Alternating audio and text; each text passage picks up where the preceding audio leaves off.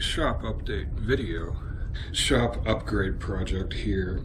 I'm building a downdraft table, and the need for the downdraft table arises from, well, any woodworker makes dust, but making cutting boards involves a lot of sanding, and my idea is to do a more mass production scale of cutting boards, and I have a bit of hardwood here ready to go and a couple test boards that I'm making. Yep, train is here. And this is actually the first train of the fall foliage season, starting here in Chester, Vermont. This train is going to go a couple times a day, and sometimes it just sits and idles all day. It makes a lot of noise. Well, the train is gone, which makes narrating a video a little bit easier. So the downdraft table that I'm going to build is going to incorporate my 5/8 silicone bumpers for the work surface. I've just been using a rug pad for many years. I've needed a downdraft table for quite some time, so it's going to be a big improvement. And in order for this design to maximize the dust collection efficiency, I'm going to make a 6-inch flexible hose connection, and that's going to require an addition to my dust collection system. So I'm not going to start this part of the project yet with making the downdraft table. In this video, I'm going to talk about my dust collection system and what I'm going to do to modify it. And this is just a rough draft sketch to make a parts list for what I need to create a new branch to my system, which is going to drop down on this post right here.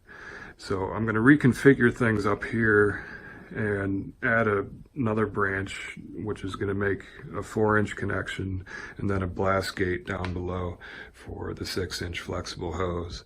So the flexible hose that's up here, I'm going to transfer it down and use that to connect the new downdraft table. And so I have another flexible hose here, and then the main part of the system, which goes all the way down to the shop on both ends. And so I use a combination of PVC with metal fittings, in case that wasn't obvious before. And this connection here is a custom-made manifold. It's the most expensive part to my system, and it has 6-inch on one end and 7-inch on the other. So the blower motor is connected behind this box hanging on a wall, and that is what blows through the wall, and it has a 7-inch inlet on it. So I made videos about my dust collection system before and how it works, so maybe you can reference one of those older videos to get just a general idea of what I have going on there. I've got the dust silo outside. So these are some of the 6-inch fittings that I have. This is a 22.5 degree elbow and some branch fittings. I got fittings at the plumbing warehouse. This one, you would never guess how expensive that was. $95 for a 6-inch to 4-inch Y. And yeah, very expensive. So I found some on eBay that were actually cheaper, and I'm going to return some of the ones I bought at the store. Here's a quick tip for woodworkers. I do not recommend the cheap plastic blast gates. I don't know why I bought this thing. I just thought I could get away with it or reinforce it somehow.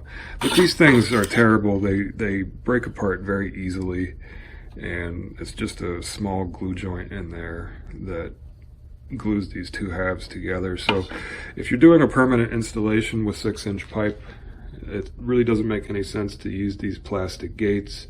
They get clogged up easier, and they don't open up all the way, and they're going to just end up breaking and turning into garbage. So the aluminum gates are good. Here's two different kinds of aluminum blast gates. This is a typical one, and there's many different brands that make something similar. So the aluminum gates are good, but I just wanted to show you the Rolls-Royce of aluminum blast gates, and I bought this from the company where I get my custom metal fittings. airhand.com. If you need good quality flexible hose and a variety of metal fittings or custom fittings, I recommend that company. But the reason why I like these blast gates is because the main reason is they have a much thicker plate to open and close, which makes a big difference in the functionality. It doesn't bend nearly as easily, and it runs pretty smooth. But I really like how these open up all the way to get maximum 100% airflow through the pipe. And typical blast gates don't do that. That's what this piece of wire is here. It's the stop that prevents you from opening up all the way. But typically they have an indent on the plate, and that prevents it from opening all the way. But then, like you can see here, you get a little spot. So it's not 100% efficient. It's not really a big deal, but I like to maximize efficiency, which is part of my design for the downdraft table. So this blast gate is better. These are known as the self-cleaning blast gates, and it's a 6-inch. You can get them in any size. For attaching grounding wire to PVC, I highly recommend this specific type of screw. It's a number 6 by 3/8 hex head sheet metal screw, and it's just long enough to poke through to the inside, so it effectively will ground the inside surface as well as the outside, which is important. Hello, fly.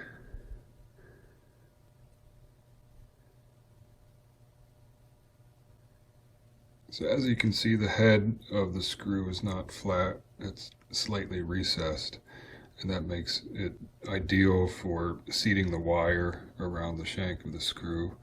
This is the copper grounding wire that I use. It's 18 gauge stranded bare copper wire. I have these nylon bands. These are pretty useful. It's kind of like seatbelt material, but a little bit thinner, and that just staples right onto the ceiling, so I can hang flexible pipe, and it's easy to disassemble when I want to move it down.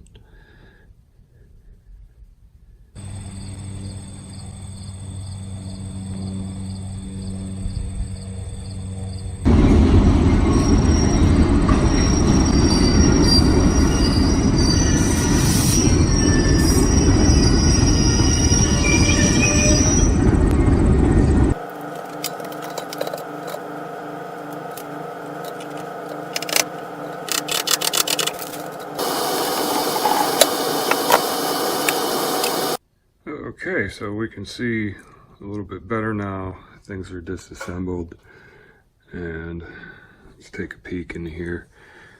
So that's what the inside of the pipe looks like going to the dust blower.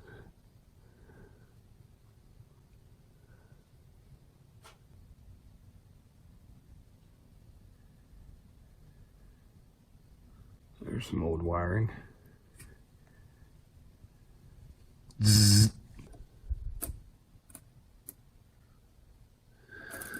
So now that things are disassembled, I can take more accurate measurements to start making the first cuts to connect those two pipes. And so, just to make a note here, I'm going to change the blade on my chop saw to a blade that is dull, and a dull blade will cut PVC actually better than a sharp blade, and using a sharp new blade will actually make it fucking ruined. Fuck this video, fuck.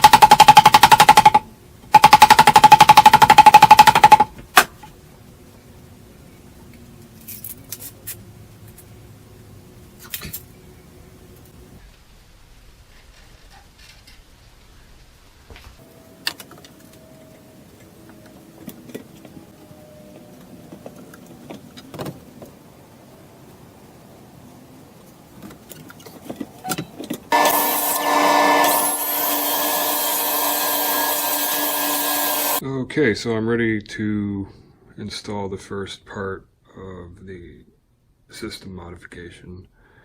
I have this configuration mapped out and cut to size, so that should connect these two branches up here.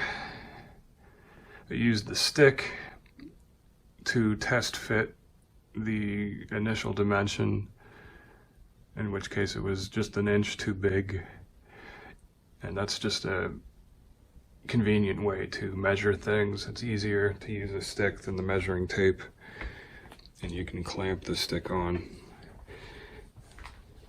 So for attaching the PVC to the metal ductwork, I'm going to use these 1/2-inch sheet metal screws.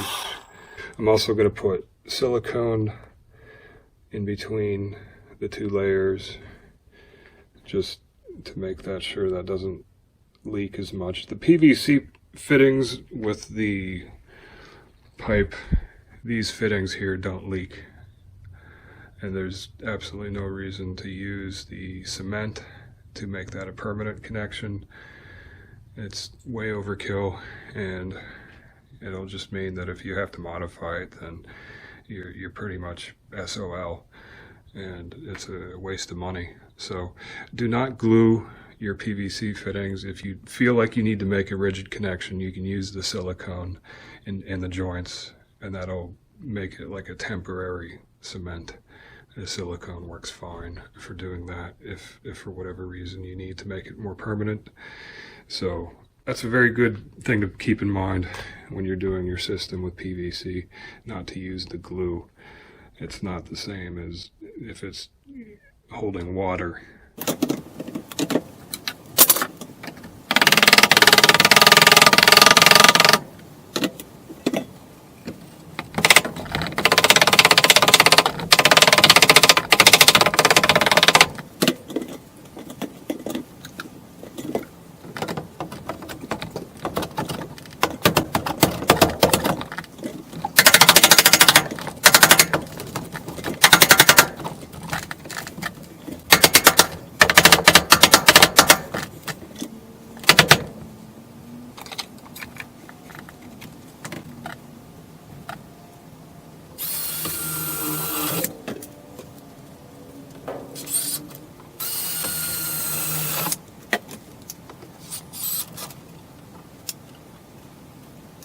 Okay, so I have the first part of my system installed here, and the tapping screws worked very well. I have to say they probably worked better than the rivets, and the silicone filled up whatever gap was there in between.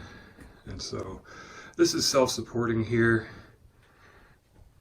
and it's actually a little bit crooked the way I have it installed. I wanted to move it over as far as I could so that I could tie in the outlet with this post here.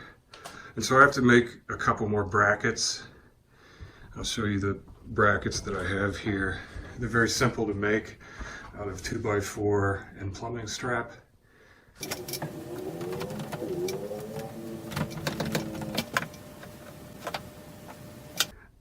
So I got this configuration to work with the Street 90 and Street 45 together. It fit in here just nicely. And so now I can measure off the wall about 1.25 inches, which is going to be the thickness of the backer plate on the bracket.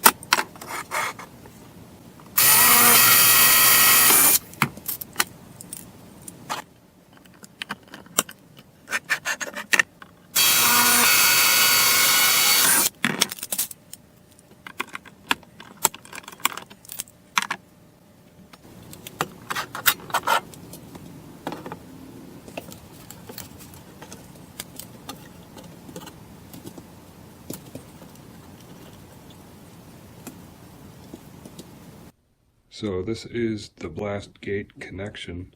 I made a little bit of a mess with the metal shavings and the glue there. I used rivets to attach the metal to the aluminum blast gate. This is a flex hose coupling that is an optional adapter, but it gives more grab on the flex hose, and so it works a little bit better. To attach the PVC to the blast gate, I used a little bit longer screw. These are 5/8 number 6 truss head wood screws, but they go through the aluminum, and I added more glue on the inside edge of the blast gate where it meets the PVC. There was a little bit of airspace showing through, and I ran out of silicone, so I just finished up with construction adhesive. Doesn't really matter what you use, you just have to get something to fill in the space.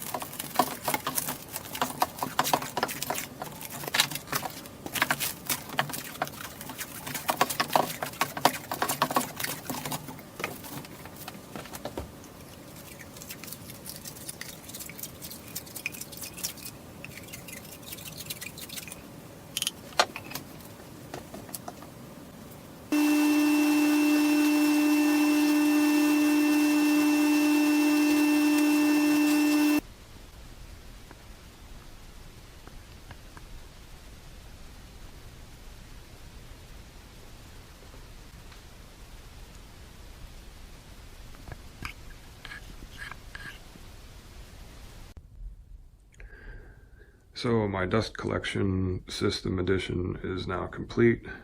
I'm ready to start building the downdraft table. Just want to go over a few things though. As a general strategy when designing your system, it's good to minimize the number of blast gates that you have, because each blast gate will leak a little bit. But in order to minimize your blast gates but still have ports available for shop vac connectors or connecting the sanders with the flexible hose, it's good to have this type of connection here. So I got around needing another blast gate, so instead of putting a 4-inch or 3-inch blast gate at this connection, I just plugged up the end. And that plug is just the connecting end that comes with the shop vac hose. So I just plastic wrap the end of that, and that fits in here. It makes a very efficient plug. So this part only cost about $4, and it doesn't leak at all. I have one there. I have another one up there, and another one down here at the table saw. And this is just a PVC plug that I wrapped with some tape to get it to fit, but the shop vac connector end works better. So I'm going to go outside just to check on the dust collector dust dumper and see what's going on there. So I did this experiment where I didn't change the dust collector last season, and I just let it overflow here. But it shows that the system continues to work even though I don't change it or do anything to maintain it. Just kind of makes a big mess here. But not that big of a deal. So I made a parts list just to add up the cost of doing this addition to give you an idea of what it takes to work with the 6-inch pipe. The metal fittings and the metal pipe are just about the same cost. The 10-foot lengths of 6-inch PVC are cheaper, so if you want to do a long run of dust piping, the 6-inch PVC is going to be cheaper, but the fittings of the Schedule 40 are quite expensive, as you can see here. I got some of them on eBay, but the more expensive ones I could only find at the plumbing supply store. And so it was an expensive project, and I reused a section of the 6-inch flex hose. I used to have that on the ceiling. Now I'm going to use it to connect my downdraft table, but if I were to have to buy that again, that would add another $75 to the cost of the project. So this is the final draft of my downdraft table, and it's going to be made out of scrap plywood and scrap softwood, spruce and pine. It's really gonna suck. So if you're designing your dust collection system and trying to decide if PVC is better than the metal fittings, my recommendation is to use both. With the metal fittings, you can get custom-made parts that will maximize the air distribution and make use of the space efficiently. And you can't get fittings like that in PVC. But the cost difference between the two is not that much. And the metal pipe has advantages, so there's pros and cons to either way. With the metal, obviously you don't have to worry about the grounding wire, and if it's a code issue, if you have a commercial shop, you might not have a PVC option.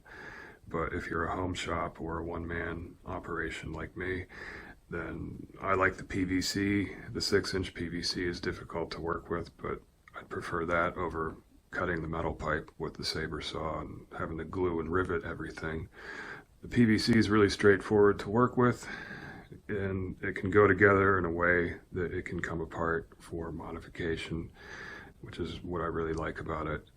And the other thing I really like about it is that it's virtually indestructible, and that means that it's not vulnerable to get dented or broken. This is a vulnerable space here that is liable to get banged around with boards moving around in the shop. So I don't have to worry about that with the Schedule 40, and it also means that I can hang it in different ways because it is so rigid structurally. I can just wrap these plumbing straps around it and tie it right into a post. With the metal, it's a little bit more delicate, so I have to get pipe hangers and other fittings to attach it to the walls and ceilings. So anyways, that's my prognosis with deciding PVC or metal, which is better. I like the PVC. So it's smooth. Either one is good. It's going to do its job, but if you can use the PVC, I would go with that.